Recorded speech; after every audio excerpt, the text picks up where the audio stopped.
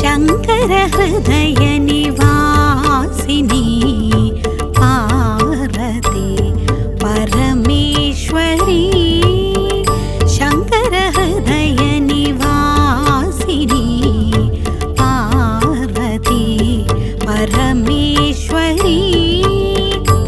జై జగన్మాత దేవీ భగళాముఖి. లోకా సమస్తా సుఖినో భవంతు. నేను మీతో చెప్పే విషయాలన్నీ ఏదో కాలక్షేపానికి చెప్పే విషయాలు కావు. 40 సంవత్సరాల పాటు నాకు ఇందులో అంటే జ్యోతిష్ శాస్త్రం, తాంత్రికం, వేదశాస్త్రాల్లో అనుభవం ఉంది. వాటిని అభ్యసించి ఆచరించి ఎన్నో అనుభవాలను ఎదుర్కొన్నాను.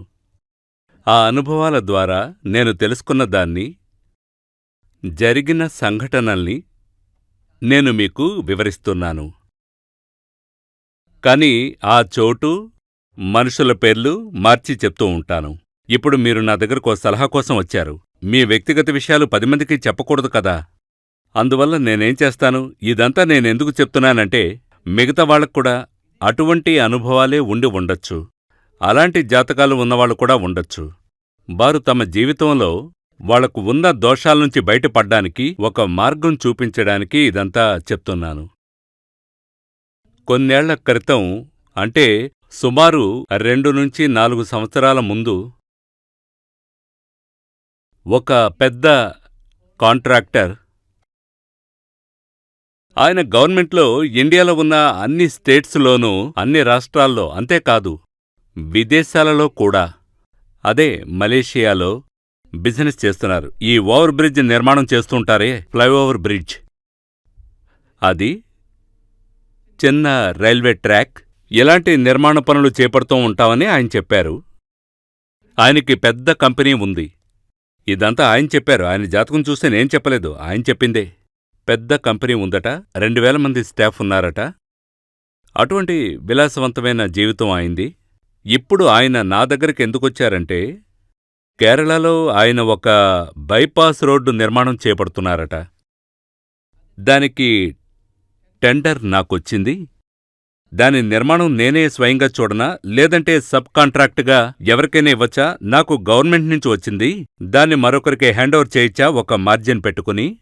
ఎందుకంటే కేరళలో సమ్మెలవి ఎక్కువగా జరుగుతూ ఉంటాయి. సమ్మె జరిగితే కార్మికులు రారు, అందుకే నాకు భయంగా ఉంది. ఈ సందేహం అడగడానికే ఆయన నా దగ్గరకొచ్చారు.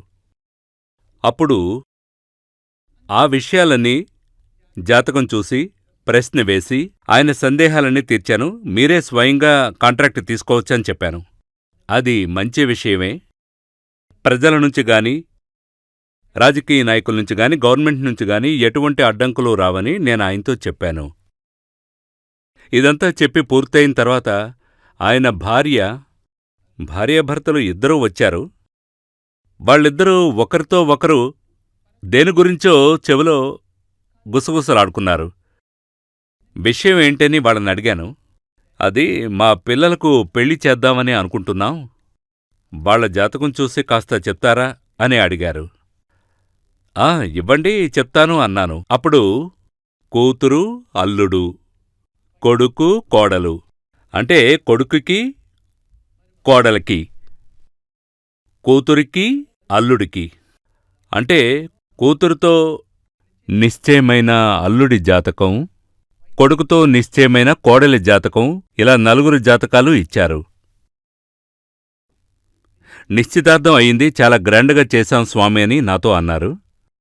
పెళ్లి డేట్ ఇంకా ఫిక్స్ కాలేదు, ఈ బిజినెస్ విషయమై నేను కొంచెం బిజీగా ఉన్నాను అన్నారు. వచ్చే నెల పెళ్లి డేట్ ఖాయించేద్దామని అనుకుంటున్నాం అన్నారు. అది వాళ్ళు ఈ నిశ్చితార్థమే చాలా ఘనంగా చేశాము, ఒక పెళ్లిలాగే జరిపించాం అన్నారు. ఎంతో వైభవంగా జరిపించాం, ఎంగేజ్మెంట్కి కార్డులు కూడా వేయించాం, ఒక పెళ్లిలాగా వైభవంగా జరిపించాం అని అన్నారు. అప్పుడు వాళ్ల జాతకాన్ని తీసి నేను చూసి చెప్పాను. ఈ జాతకాన్ని అసలు నాకు ఇవ్వకుండా ఉండాల్సింది అని అన్నాను. ఎందుకు స్వామీ ఇలా అంటున్నారు అని అడిగారు. లేదు, మీరే కదా నిశ్చితార్థాన్ని ఒక పెళ్లిలాగా ఘనంగా జరిపించాం, కూతురు పెళ్లికి ముహూర్తం ఫిక్స్ చేసి పత్రికలందరికీ పంచేశారు. అందర్నీ పిలిచారు. అబ్బాయికి మాత్రమే డేట్ ఫిక్స్ అవ్వలేదు, నిశ్చితార్థం పూర్తయింది. అమ్మాయికి ముహూర్తం ఫిక్స్ అయింది, పత్రికలు కూడా అందరికీ పంచేశారు. అన్నీ అయిపోయిన తర్వాత ఇప్పుడెందుకు నన్ను జాతకాలు చూడమంటున్నారు అన్నాను. మరేం పర్వాలేదు, ఏవున్నా సరే మాతో ఓపెన్గా చెప్పండి అన్నారు. ఇవి పొత్తు కుదరని జాతకాలు అన్నాను. 2 జాతకాలు అస్సలు కలవట్లేదు. మీ అమ్మాయికి పునర్వివాహ జాతకం ఉంది.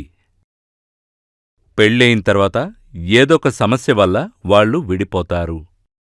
ఇది అమ్మాయి జాతకం. ఇక అల్లుడి జాతకంతో కలిపి చూస్తే 1 నెల కూడా కాపురం చేయలేరు, మహా అయితే 3 నెలలు, ఆ తర్వాత విడిపోతారు.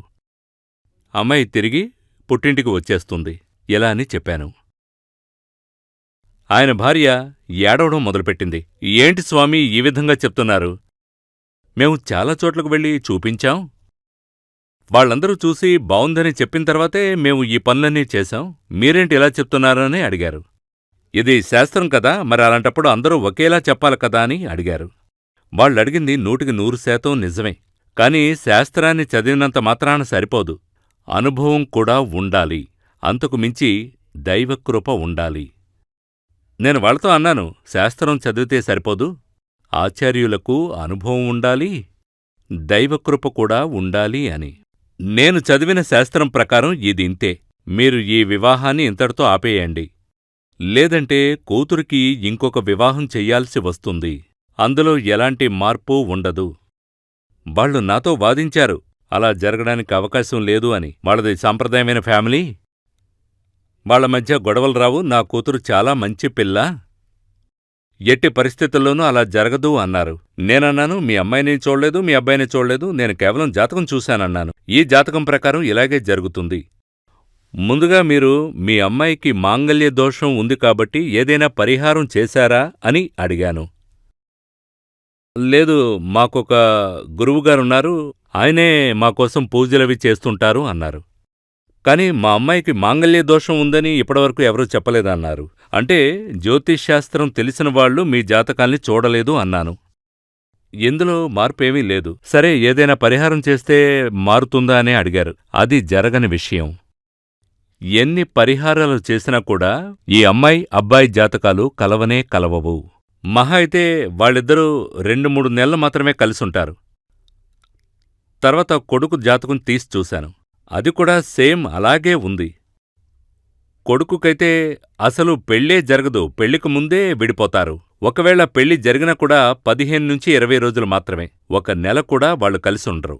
అక్కడితో ఆయన ఆ టాపిక్ని ఆపేశారు. సరే, కేరళలో బైపాస్ నిర్మాణం విషయంలో ముందుకు వెళ్ళొచ్చా అని ఆవిడ అడిగారు. కేరళ విషయంలో ఎటువంటి ఇబ్బంది ఉండదు, అది స్మూత్గానే సాగుతుంది అన్నాను. పరిహారాలేవి అక్కర్లేదు.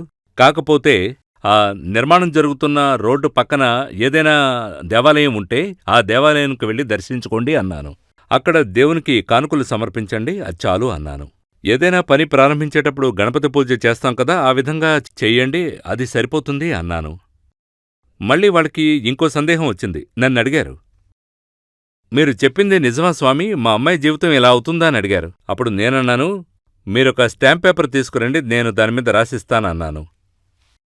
దాన్ని లామినేట్ చేసి ఫ్రేమ్ కట్టి బెడ్రూంలో పెట్టుకోండి. రోజూ దాన్ని చూడొచ్చు, అందుకే అక్కడ పెట్టమన్నాను. ఎందుకంటే ఖచ్చితంగా నేనేం చెప్పానో అది జరిగి తీరుతుంది. ఇది నేను చెప్పట్లేదు, జాతకం చెప్తోంది అన్నాను. వాళ్ళు బిక్కుమొహాలేసుకుని తిరిగి వెళ్ళిపోయారు.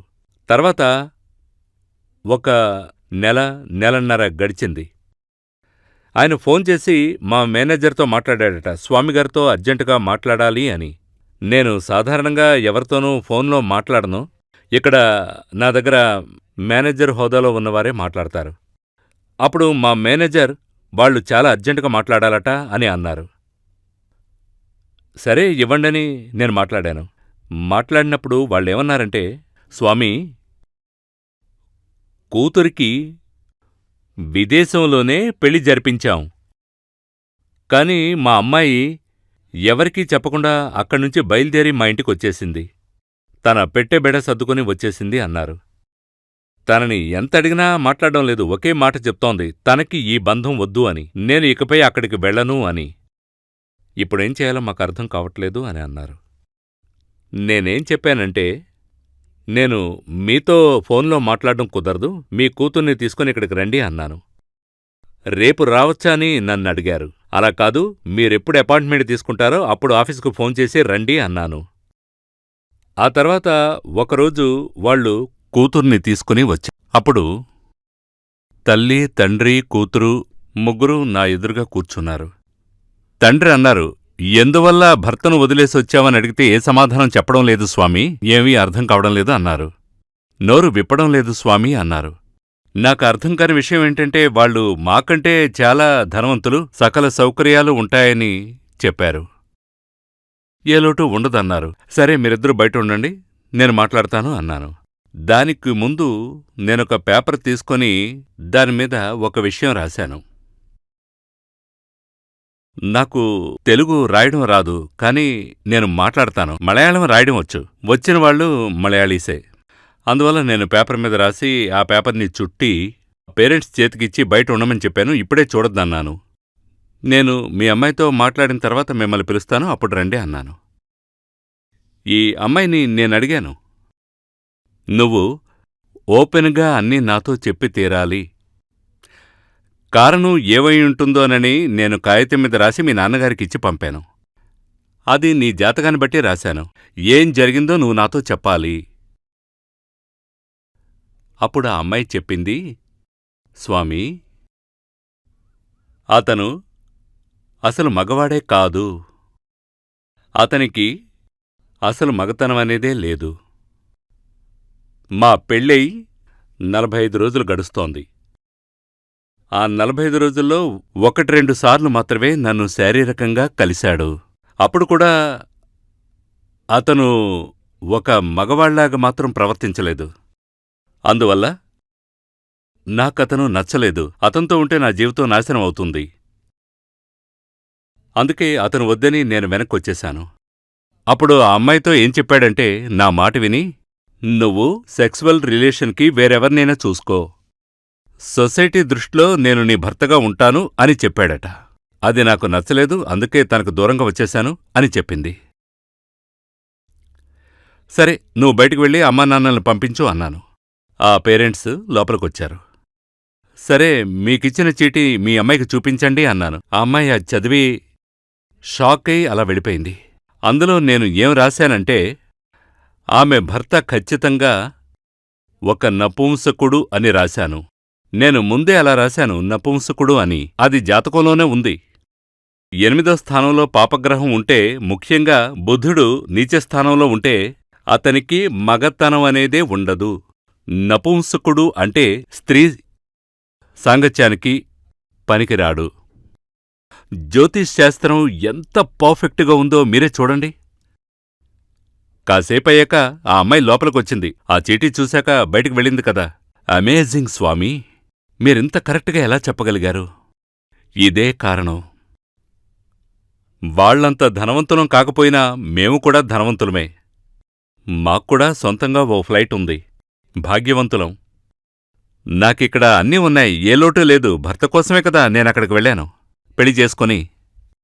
కాని ఆ భర్త చేతకానివాడైనప్పుడు నేనెందుకు అక్కడ ఉండడం అని ఆ అమ్మాయి అంది. అదేవిధంగా ఆ అమ్మాయి సోదరుడి, నేను చెప్పాను కదా, జరగదు, ఒకవేళ జరిగినా కూడా 1 నెల రోజులు కూడా కాపురం చేయరు అని. అసలా పెళ్ళే జరగలేదు. పెళ్లికి ముందే పెళ్లికూతురు వద్దంది. నేనితన్ని చేసుకోను. అదే నేను చెప్పేది కొడుకు గురించి. పెళ్ళి, ఎంగేజ్మెంట్, నిశ్చితార్థం జరిగింది, కాని నాకు ఈ పెళ్లి వద్దు అనేసింది. మొత్తానికి ఆ 2 పెళ్ళిళ్ళు చెడిపోయాయి. అందుకే జ్యోతిశ్శాస్త్రం అంత గొప్పది. చూడండి, వాళ్లది చాలా చాలా గొప్ప ఫ్యామిలీ. అందుకని వాళ్ళు చిన్న చిన్న చోట్ల జాతకాలు చూపించరు, పెద్ద చోట్లే చూపించుంటారు. శాస్త్రం గురించి పూర్తి అవగాహన ఉన్నవాళ్ల దగ్గర. అలా చూపించాక జాతకాలు కలిశాయి అని చెప్పాకే వీళ్ళకి ముహూర్తాలు పెట్టారు, పెళ్ళయింది, ఎంగేజ్మెంట్ అయింది. కాని ఆ 2 విఫలమయ్యాయి. అందుకే జ్యోతిశ్శాస్త్రం తెలిస్తే మాత్రం సరిపోదు, అనుభవం కూడా ఉండాలి, దానికి మించి దైవకృప కూడా ఉండాలి. అప్పుడే శాస్త్రం ప్రకారం అందులో ఏం రాసుందనేది మనం చెప్పగలుగుతాం. అది విషయం. అంటే వైద్యం చేసే డాక్టర్లు చాలామంది ఉంటారు, కాని హస్తవాసి గల డాక్టర్స్ ఒకరిద్దరే ఉంటారు అని అంటుంటారు కదా. మరి దీని అర్థం ఏంటంటే దైవకృప గలవారు, అదే హస్తవాసి గల మంచి డాక్టరు అని చెప్తూ ఉంటారు. హస్తవాసి కలిగిన వ్యక్తి అంటే దైవకృప కలిగిన వ్యక్తి అని అర్థం. అంటే అంత దైవత్వం కలిగిన వ్యక్తి అయి ఉండాలి మీ పురోహితుడు. అలా ఉంటేనే మీ భవిష్యత్తు గురించి, మీ యొక్క భూత భవిష్యత్తు వర్తమానాల గురించి ఆయన చెప్పినట్టుగా మీ జీవితంలో జరుగుతుంది.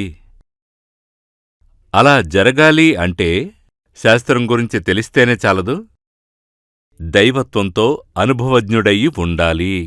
ఇప్పుడు మీ జీవితంలో, అంటే మీ జీవితంలోనైనా లేదా మీ పిల్లల జీవితంలోనైనా సరే, దాంపత్య జీవితం సంతోషంగా ఉండాలి అంటే, సుఖమయంగా ఉండాలి అంటే ఏం కావాలి? డబ్బు కావాలి కదా.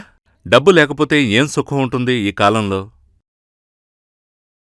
ధనం ముఖ్యం ఈ కాలంలో. మరి ధనభాగ్యం రెండు జాతకాలు కలిసినప్పుడు ఉంటుందా లేక ఉండదా అనేది తెలుసుకోవాలి. అది చాలా ముఖ్యం. సంతానభాగ్యం ఉంటుందా అనేది కూడా తెలుసుకోవాలి. ఇద్దరూ కలిసినప్పుడు ఆయుష్ దోషం ఉంటుందా అనేది కూడా తెలుసుకోవాలి. ఇవన్నీ తెలుసుకోవాలి. ఎందుకంటే మీ ఇద్దరు పిల్లల జాతకాలు చూసిన వ్యక్తి శాస్త్రీయ పద్ధతిలో జ్యోతిష్యం గురించి తెలిసినవాడై ఉండాలి. లేదంటే ఇంతకు ముందే చెప్పినట్టు పెళ్ళైనా కూడా సంతోషకరమైన జీవితం ఉండదు, లేదంటే వాళ్ళిద్దరూ విడిపోతారు. ఇప్పుడు ఒక్క నెలలో, అదే ఈ కరోనా 2వ స్టేజ్ రావడానికి ముందు హైదరాబాదులో సుమారు 120 జాతకాల పైనే చూశాను. వాటిలో 60 కంటే ఎక్కువ జాతకాలను నాకు చూపించడానికే వచ్చినవాళ్లు వివాహ రద్దుకి సంబంధించిన కేసులే, డివోర్సులు, వాటికోసమే వచ్చారు. కొంతమంది 5 ఏళ్లుగా కేసు నడుస్తోందన్నారు, కొంతమంది 3 ఏళ్లుగా కేసు నడుస్తోందన్నారు, ఏడాదిగా కేసు నడిచేవాళ్లు కొంతమంది. కేసుకు వెళదామా లేదా మ్యూచువల్ అండర్స్టాండింగ్తో విడిపోవచ్చా అని అడిగారు. అసలు దీనంతటికీ కారణం ఏంటి? సరైన వ్యక్తికి జాతకాలు చూపించకుండా పెళ్లి చేయడమే. అందులో ఎక్కువగా లవ్ మ్యారేజ్లే ఉన్నాయి. ఈ లవ్ మ్యారేజ్లు ఇప్పుడు మీరే చూడండి. కోర్టుకు వెళితే గనక కొన్ని వేలల్లో డివోర్స్ కేసులుంటాయి. వాటిలో 50% కంటే ఎక్కువ, 60% కంటే ఎక్కువ అనుకోండి, ఖచ్చితంగా ప్రేమించి పెళ్లి చేసుకున్న వాళ్ళ కేసులే ఎక్కువ. దానికి కారణం ఏంటంటే ఈ కాలంలో దైవ నమ్మకం, ఈశ్వరారాధన, తల్లిదండ్రుల్ని గౌరవించడం ఇవేమీ లేవు. అందువల్ల దైవకృపే లేదు. ఒకరికొకరు చూసుకుంటున్నారు, ప్రేమించుకుంటున్నారు, లవ్ చేసుకుంటున్నప్పుడు అమ్మాయి యాక్ట్ చేస్తోంది, అబ్బాయి యాక్ట్ చేస్తున్నాడు. ఈ యాక్టింగ్లోనే అలా కొంతకాలం ప్రేమించుకుంటున్నారు, పెళ్ళవుతుంది. ఆ తర్వాత వాళ్ళిద్దరూ కలిసి ఒక ఇంట్లో ఉన్నప్పుడు ఈ యాక్టింగ్ అంటే ఈ ముసుగు పూర్తిగా తొలగిపోతుంది. అప్పుడే నిజమైన స్వరూపం బయటపడుతుంది. అబ్బాయికి అమ్మాయికి కూడా ఒకరికొకరు నచ్చకపోవడం, గొడవలు పడ్డం, ఇద్దరూ కొట్టుకుంటారు, విడిపోవాలనుకుంటారు, కోర్టు వరకు వెళతారు. ఇలా ఎవరూ కోర్టుకు వెళ్లొద్దు. ఎందుకంటే కోర్టుకు వెళితే మీ జీవితమే కదా నాశనమయ్యేది. 5 ఏళ్లపాటు 30 ఏళ్ల వయసులో డివోర్స్ కోసం కోర్టుకు వెళితే 5 ఏళ్లు గడిచిపోతాయి. అన్నేళ్లు కేసు నడుస్తుంది, 35 ఏళ్లొస్తాయి. ఆ తర్వాత ఇంకో అమ్మాయిని చూసుకుని పెళ్లి సంబంధం కుదుర్చుకొని ఈ తతంగానికి 2 ఏళ్లు గడిచిపోతాయి. అంటే మీ యవ్వనమంతా వృధా అవుతోంది కదా. ఇది అమ్మాయికైనా అబ్బాయికైనా ఒకటే కదా. భాగస్వామి నచ్చలేదా, ఒక మంచి అడ్వకేట్ని కలవండి, మ్యూచువల్గా విడిపోండి, చక్కగా ఇంకో పెళ్లి చేసుకోండి. యవ్వనకాలం అయిపోయిన తర్వాత, యవ్వనమంతా వృధా అయిన తర్వాత సెక్సువల్ లైఫ్లో ఇక ఏ సుఖం ఉంటుంది? అందుకని పెళ్లి చేసుకోవడం ఎందుకు? సెక్సువల్ సాటిస్ఫాక్షన్ ఉండడం కోసమే. అందుకని జీవితం నచ్చలేదా, ఒకరిమీద ఒకరికిష్టం లేదా, సంతోషంగా నలుగురు పెద్దవాళ్లతో కలిసి కూర్చుని మాట్లాడి ఓ అడ్వకేట్ని పిలిచి మ్యూచువల్గా విడిపోండి, కొత్త జీవితాన్ని ప్రారంభించండి. కానీ దానికి ముందు ఎందువల్ల ఈ విధంగా జరిగింది అని ఓ మంచి జ్యోతిష్యం తెలిసిన ఆచార్యుల్ని కలిసి వారి దగ్గర్నుంచి ఓ మంచి సలహా తీసుకోవడం మంచిది. జై జగన్మాత బగళాముఖి సమస్త భక్తానాం సర్వాభీష్టం సాధయ సాధయ క్రీం ఓం స్వాహ. శ్రీ సూర్యమంగళం అద్వైత వేద విద్యాపీఠంలో తాంత్రిక పూజల్లో సిద్ధహస్తులైన ఎందరో ఆచార్యులు అమావాస్య, పౌర్ణమి రోజుల్లో ప్రత్యేక యాగాలు నిర్వహిస్తారు. ఈ యాగాల్లో పాల్గొనడం ద్వారా తల్లి శ్రీ బగళాముఖీదేవి అనుగ్రహం వల్ల సర్వదోషాలూ పోయి సకల సౌభాగ్యాలు మనకు కలుగుతాయి. శ్రీ సూర్యమంగళం అద్వైత వేద విద్యాపీఠం జ్యోతిష్యం, ప్రశ్నలు, వాస్తు, తాంత్రిక పూజలు మరియు వేదయాగాలు నిర్వహిస్తారు. సంప్రదించవలసిన నంబర్ 7305442299 7305442299. చెన్నై, కోయంబత్తూర్, బెంగళూరు, హైదరాబాద్, విజయవాడ, ఢిల్లీ, ముంబై, తిరునల్వేలి, టెక్సాస్.